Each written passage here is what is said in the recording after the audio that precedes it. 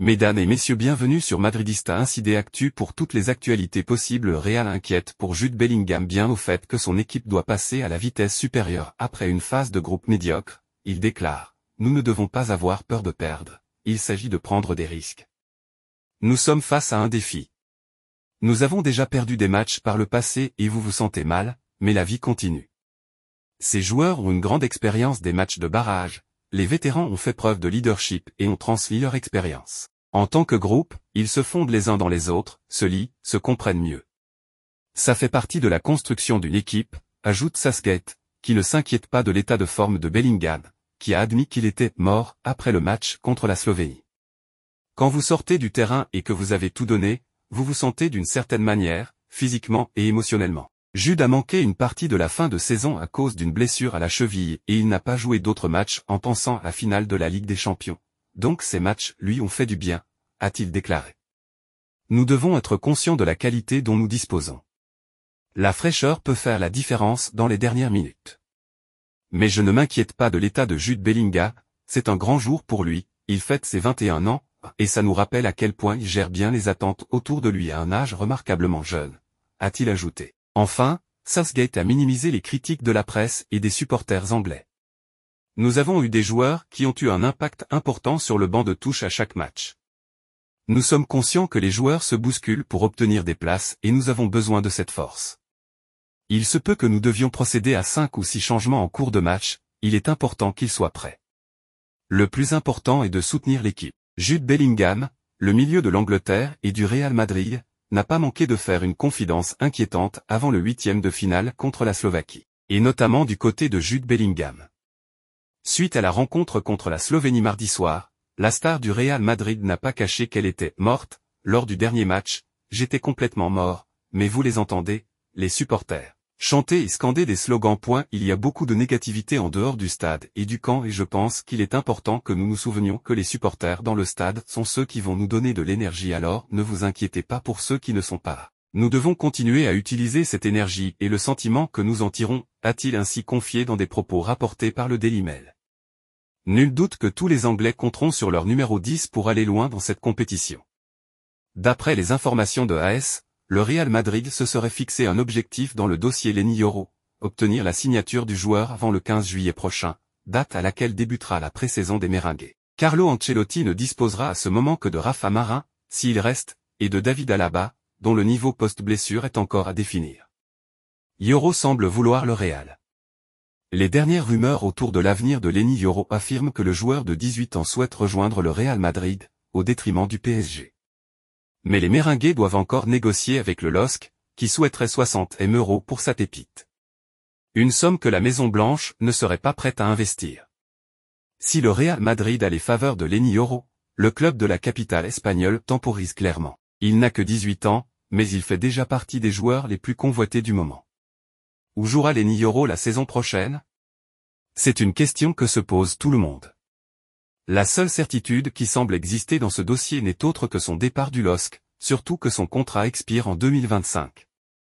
Pour récupérer un gros chèque, c'est donc cet été ou jamais. Le contexte assez flou autour des droits TV de la Ligue rend aussi un transfert un peu plus intéressant, voire nécessaire, que les autres étés. Et ça tombe bien pour le LOSC, il y a de sacrés prétendants, tous capables de lâcher une belle somme en juillet ou en août, Paris Saint-Germain et Real Madrid en tête de liste. Ces derniers temps, il s'est d'ailleurs dit que le joueur a dit non aux Parisiens, et que son intention est plutôt de s'engager avec le champion d'Europe en titre. Le Real Madrid temporise. Seulement, comme l'explique la Cadena Cop, le Real Madrid calme le jeu. Même si le départ confirmé de Nacho les pousse à recruter en défense, les Madrilènes ne vont pas faire de folie. Conscients qu'ils ont les faveurs du joueur, ils vont laisser le chrono défiler afin de mettre la pression sur Lille. Ce qui obligerait, dans l'esprit des décideurs merengues, le LOSC à revoir ses prétentions à la baisse. La radio confirme d'ailleurs que les Madrilènes ne veulent pas débourser plus de 40 millions € pour Yoro. Il est donc fort probable que les Madrilènes attendent la toute fin du mois d'août pour vraiment passer à l'attaque et ainsi avoir un LOSC dos au mur en face, qui n'aura pas d'autre choix que de le vendre sous peine de le perdre gratuitement. Une stratégie tout de même risquée, puisqu'elle laisse du temps à d'autres clubs pour revenir dans la course et tenter de faire changer d'avis le défenseur de 18 ans. Le Real Madrid aurait donné la priorité à la signature du jeune défenseur lillois, Lenny Yoro, pour renforcer sa défense la saison prochaine. La sensation française de 18 ans est considérée comme le successeur à long terme de Nacho. Yoro a été comparé à la légende des Blancos Raphaël Varane pour ses impressionnantes compétences défensives.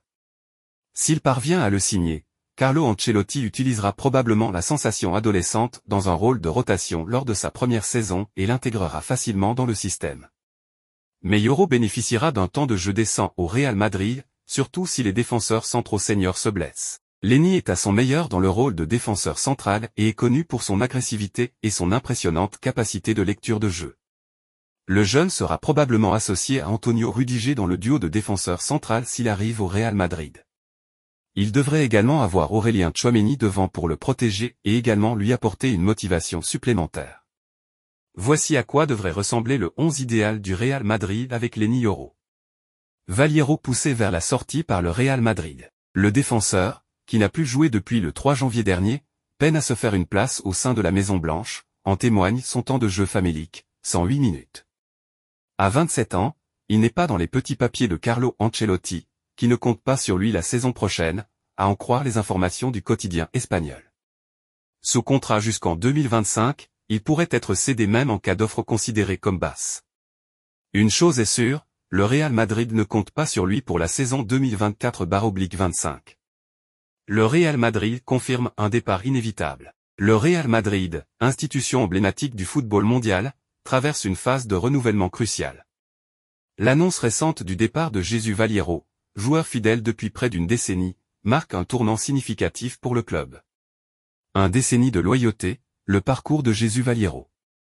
Arrivé au Real Madrid en 2015, Jesús Valliero, jeune défenseur central espagnol, a rapidement suscité de grands espoirs. Formé au Real Saragosse, il a démontré une solide capacité défensive et un potentiel considérable dès ses premiers pas professionnels. Malgré son potentiel, Valliero n'a jamais réellement réussi à s'imposer comme un titulaire indiscutable au sein de l'effectif madrilène. Sa carrière au Real Madrid a été marquée par plusieurs prêts dans différents clubs européens, notamment abonnez-vous à notre chaîne YouTube pour toutes les actualités possibles.